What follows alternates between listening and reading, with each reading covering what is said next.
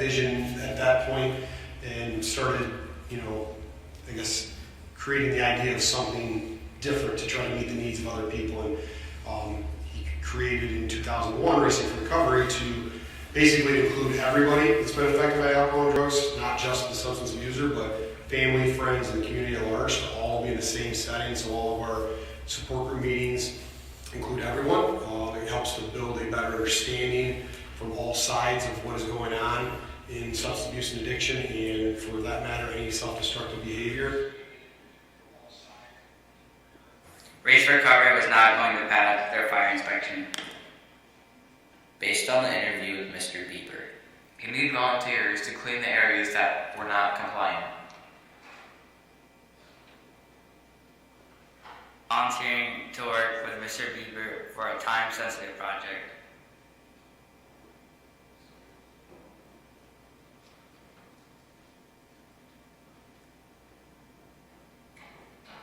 An email from Mr. Bieber confirmed our project passed inspection.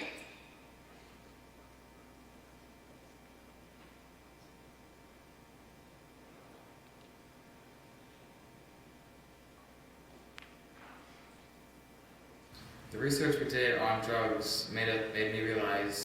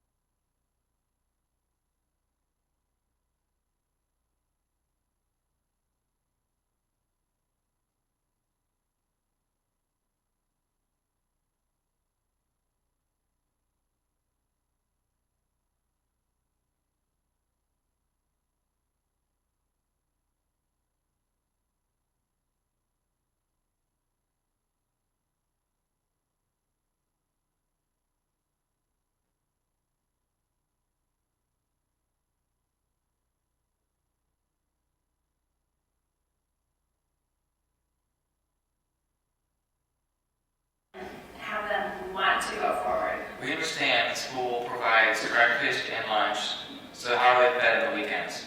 As far as the food thing goes, we do weekend bags because our kids will go all weekend long without having food in their house. So they take a bag home every Friday afternoon, and sometimes if there's extra, they'll try to grab 4 or 5 bags too.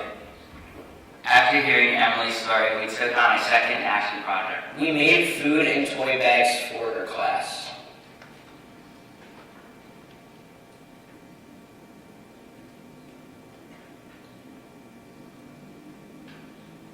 For safety concerns, they asked not to be filmed. My name is Ozzy, and my address is Red Department in Redbird. We are both with the Toledo Police Department, and we are with the Vice Narcotics Section. As everything is said before, we investigate all vice-related crimes, so that's drugs, prostitution, gambling, dogfighting. So my name is Howard, and I have 2 questions for you. My first question is, what are the effects of drugs on a family? I think the biggest thing we see is that they have loved ones that are addicted to heroin or opiates, and so what happens is they lose their job, they lose every source of income, their support system around them, mom, dad, sister, brother, aunt, uncle, they're all from them. They effectively suck the life out of the family trying to help the person that's addicted. We've also had individuals that, after they've gone through that process, when they've lost all their money, they've lost their job, their family has supported them with money, and then the family finally says, that's it, so now they start breaking into family members' houses and taking TVs or antiques, anything of value, because they get so fixated on that high that they get. Kevin, and my first question for you is, how much money was spent in 2018 in Lucas County for the war on drugs? Narcan is one dose. Narcan is $75. Narcan is the reverse for opiates. So when someone is overdosing knows and that provides them. When I worked there, guys, what he did in 2000, one drove effectively would bring a guy that's unconscious off of heroin and bring him back. I had a guy the other day at 10 milligrams of narcan. I'm Bruno, and my question is, what drugs does Lucas County uses the most law enforcement resources? You're going to work more opiates. So opiates, you have different types of pills. You have oxycontin, oxycodone, fentanyl, all those. We have a special task force that specifically investigates opiates, heroin specifically, deaths that are associated with it. So I would say that is opiates in general use the most resources.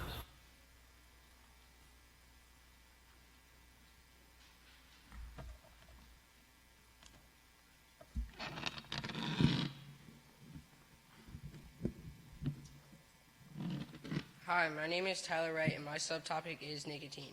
And I will also explain what nicotine does to the individual. Nicotine is a toxic, colorless, or yellowish, oily liquid that is the main substance in tobacco. Tobacco is used in either cigarettes, chewing tobacco, cigars, etc. Nicotine is a dangerous and highly addictive chemical. It can cause an increase in blood pressure, heart rate, and flow of blood to the heart and narrowing the arteries. Nowadays, people are beginning to use items called e-cigarettes. E-cigarettes are battery-powered devices that work by heating a liquid into an aerosol that the user inhales and exhales. Research shows that e-cigarette aerosol often contains substances that can be harmful, including flavoring chemicals. The nicotine in e-cigarettes is harmful for developing babies and can lead to addiction and can harm brain development in children and young adults in their early 20s. Although there is still much to learn about e-cigarettes, the evidence is clear that the harmful health effects of using e-cigarettes means teens and young adults should not use them. While e-cigarettes typically have fewer chemicals than regular cigarettes, they may still contain heavy metals like lead, flavorings linked to lung disease, and small particles that can be inhaled deep into the lungs, and cancer-causing chemicals.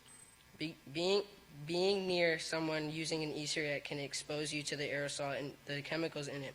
This is similar to secondhand smoke from regular cigarettes.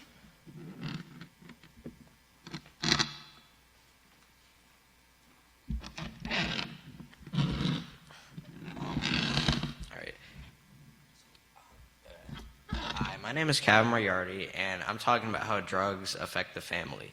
But my subtopic was gateway drugs, and gateway drugs are any drug that can lead the user to doing harder drugs. Gateway drugs can affect families because the user would start separating from their loved ones and focus on their most important relationship with drugs. Because drugs are very expensive, they typically use all their family's money, and when they run out of money, they begin to steal from family and friends. The drug user withdraws from their responsibility, and this sometimes includes being a parent. According to WTOL in 2017, the number of foster care children showed a 31% jump due to the growing problem of heroin addiction. The state is allocated a certain amount of funds for each child, so when more children go to foster care, the amount of money the foster parents receive decrease. According to WTOL in 2017, Lucas County Children's Services have been trying to recruit caregivers but struggling. Many foster parents are getting too old to continue, and not enough are getting trained. According to Foster Focus in 2015, there are 400,000 children in foster care in the United States. 20,000 will age out within 18 months, and 40 to 50% will go on to become homeless. According to Emily, 50% of 7th to 8th graders from her school will join the gang. Gang members will put drugs in children's book bags and are told to sell it and give them the money, or they will threaten to attack or kill the child's family members. This means the child will have no one to go to, making them feel isolated and trapped. The Toledo Police Department stated that when they raid a house and there are children inside, they are forced to lay down on the ground with their hands behind their back because the police cannot trust anyone. The Toledo Police Department also stated that if there are children in the house during a raid, the penalty is raised one level. So, for example, if a felony 1 is the lowest and a felony 5 being the highest, if there are a felony 3 amount of drugs inside the house, it would be raised to a felony 4, regardless of how many children there are. Through these statements, I think I've made a lot of negative statements about the process of drug addiction, but I will end on a positive note about Racing for Recovery. Racing for Recovery stated the owner, Todd Crandall, helped a family with drug addiction and had the financial means to give back and wanted to give them a building. That's when they started racing for recovery. Due to this expansion, they were able to offer more services to the individual, the family, and the community.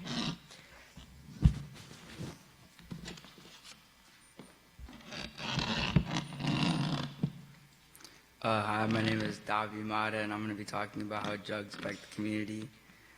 Drugs affect the community in negative ways without a question. Drugs cause an increase in crimes, violent and nonviolent, homelessness, deaths, and financial issues and struggles. Communities are now filled with drug dependency support groups, addiction centers, treatment facilities, and lockdown facilities, and less playgrounds, youth centers, and family programs. I saw both sides of addiction through my group project, Using or Recovering. It is a constant fight for someone abusing drugs. Communities, families, schools, churches, and social statuses are destroyed by people abusing drugs. Prescription pills, marijuana, heroin, meth, crack, and cocaine are just some examples of an individual fighting addiction's daily cravings. At Race for Recovery, it was an eye-opening experience. It showed me the effects that drugs have on one person's spirit, life, health, and soul. Once the person quits, they will do anything to get that high. They have lost their jobs, families, money, car, kids, pets, and faith. They have lost absolutely everything. Every day in recovery, the craving is just as bad as the first time they use. It only takes trying drugs once to become addicted.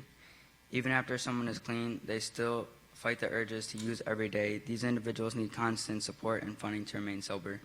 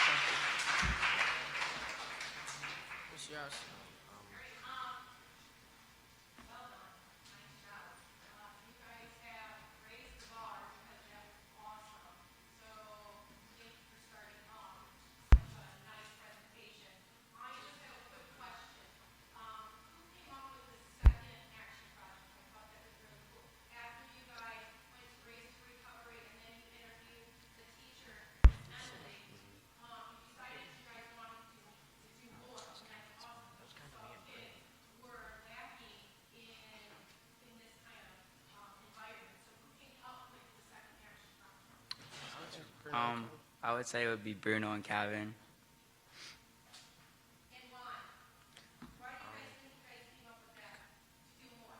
Because Because we saw that like there were some people in need, and we figured since we were doing a project, why not help out where there's when there's need, when we can. So like.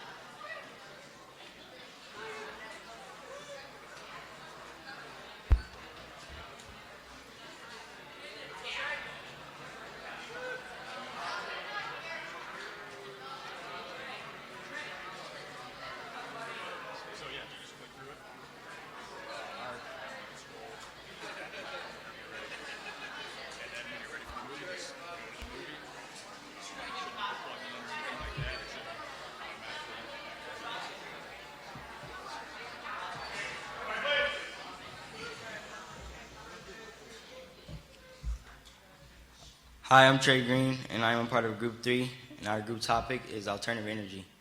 The subtopic I chose was wind energy. Wind energy is the process by which wind is used to generate mechanical power or electricity. Wind energy has advantages and disadvantages. One example of an advantage that wind energy has is that it's a clean fuel source and doesn't pollute the air like power plants. One disadvantage would be how wind farms can have a huge impact on bird life. Wind power provides jobs. Every megawatt of wind power provides about 4.8 years of employment. Another example would be how farmers and ranchers could possibly earn $3,000 to $4,000 for each wind turbine. Small turbines can power schools, businesses, campuses, homes, farms, and ranches. Human civilizations have used wind power for thousands of years. Hi, I'm Xavier Pinrice, and my subtopic was hydropower. Hydropower is energy created by moving water.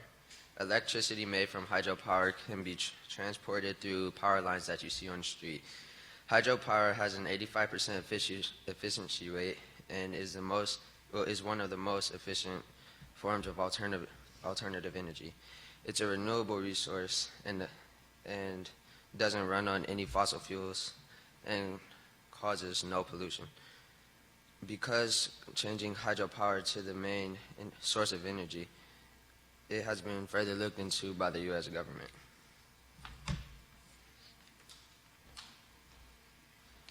Hi, I'm Maddie Swift, and my subtopic is solar energy. Solar energy is a renewable power source. This means that we have an unlimited supply of it through the sun.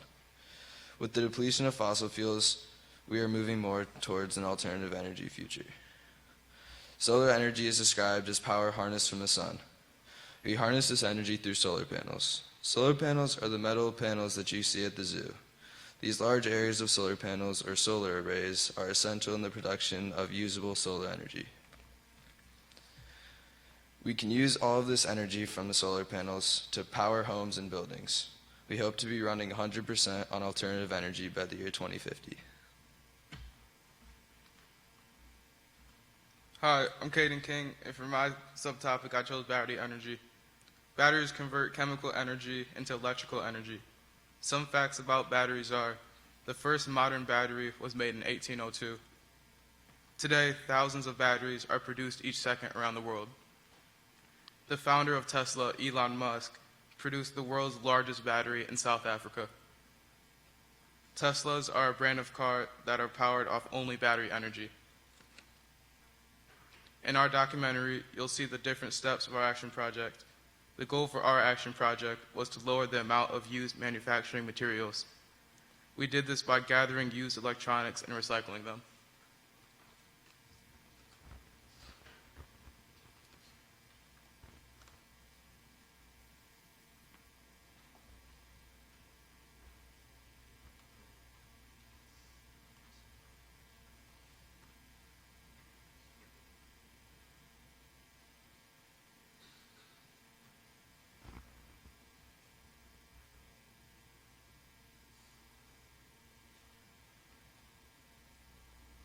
Hi, I'm Caden King, and my group of Trey, Xavier, Maddie, and I chose alternative energy for our topic. Alternative energy is power that comes from any renewable source. Alternative energy is the future of how we will get power. For my subtopic, I chose battery energy. Batteries can benefit the environment through their long-lasting abilities. My name is... Yeah. No. It's also fun. It's not supposed to be playing. It's not supposed to be playing. Oh, it's supposed to be playing. Something should be on the screen, right? Yes. Yeah. Is it on your iPad? It says TV. It says TV.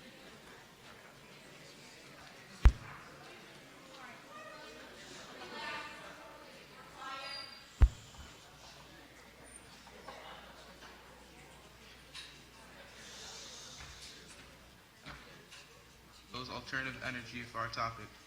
Alternative energy is power that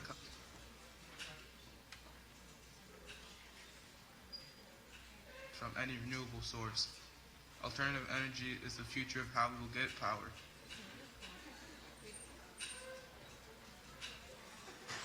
For For my subtopic,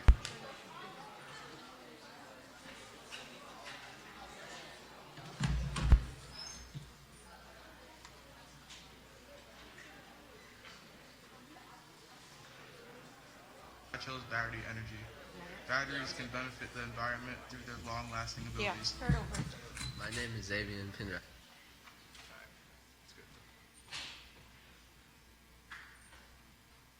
Hi, I'm Caden King, and my group of Trey, Xavier, Maddie, and I chose alternative energy for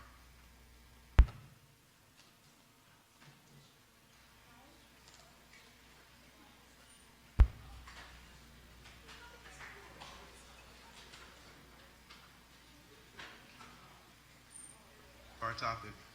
Alternative energy is power that comes from any renewable source. Alternative energy is the future of how we will get power. For my subtopic, I chose battery energy.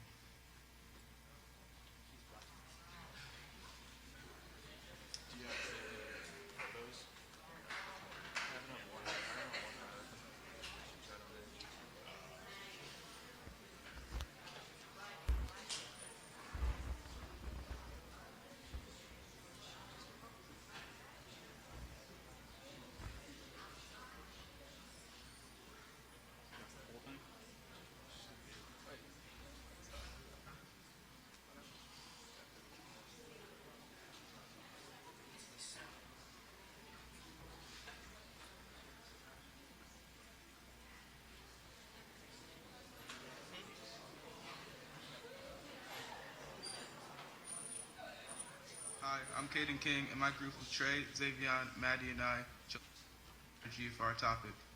Alternative energy is power that comes from any renewable source. Alternative energy is the future of how we will get power. For my subtopic, I chose battery energy. Batteries can benefit the environment through their long-lasting abilities. My name is Xavier Pinrice. My subtopic is hydropower. Hydropower is energy created by moving water. Hydropower is a very efficient energy source. I'm Trey Green, and the subtopic I chose was wind energy. Wind energy is the process by which the wind is used to generate mechanical power or electricity. Wind energy is one of the best sources of alternative energy. Hi, I'm Maddie Swift, and my subtopic is solar energy. Solar energy is energy that we can get from the sun using solar panels. These panels are planted outside in areas of high sunlight to maximize energy created. For our first interview, we went and talked to Lee Kramer. Lee Kramer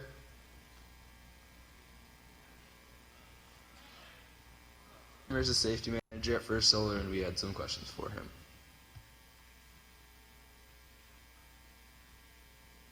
So there's a few different things we do. One is, even though we're a solar company, a lot of what we do is actually handling glass. So if I take you guys out of the shop floor, you'll see our panels are just a little smaller than that whiteboard behind you. So we've got people, interfacing with big sheets of glass all day long. So we automate as much as we can. So when you go out and see it, you'll see that as much as possible, it's all robots and conveyor belts. People don't have to handle much. But when they do have to handle glass, we have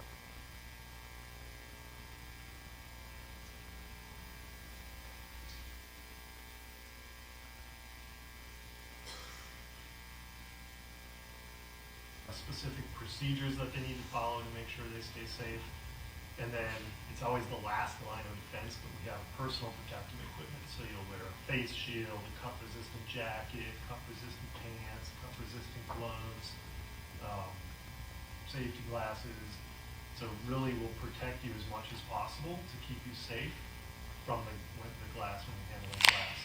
The other thing we do is we use metals in our processes. So we do a lot of indoor air quality measurements to make sure that we are way below the OSHA limits for any of the metals that could be in the air, and we're always way below. Actually, we did a study, it's cleaner in our factory than it is in downtown Toledo for air quality. So, yeah, it was kind of a fun little experiment we did.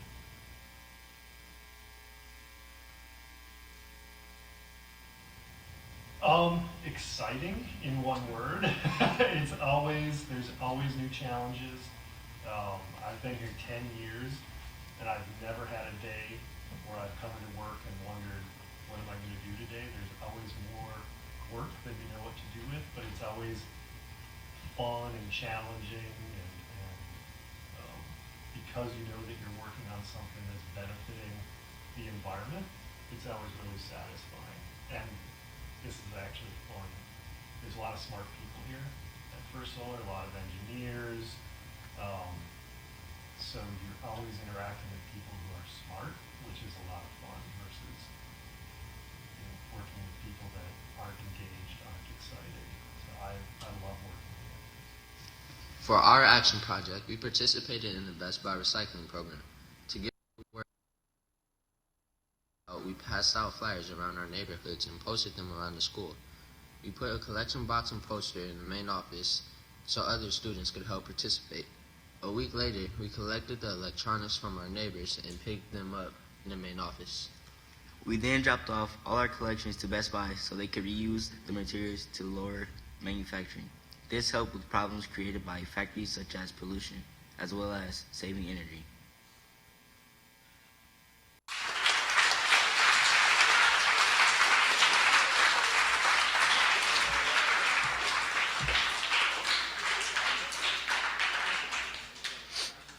In doing this project, we learned about the different types of alternative energy and how they can all be beneficial to the environment. Alternative energy sources are the future of how we will get power. Any questions?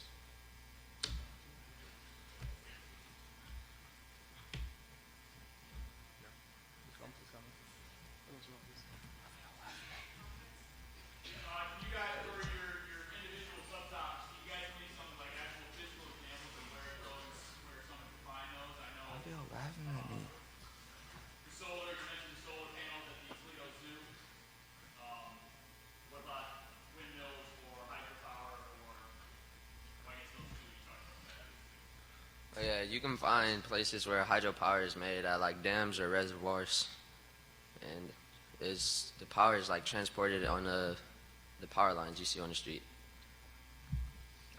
All the batteries really look different. They could be really small, like at a store, or it could be giant car batteries. And there are some giant battery plants, like the one Elon Musk made, that powers like a city, like a neighborhood or something like that. You could find like a wind turbine on like the UT campus or the UT campus. You could maybe call like I'm not pretty sure what it is, but you could like call them and ask for and see like if they have solar panels. They have like solar panels, wind turbines, and stuff like that.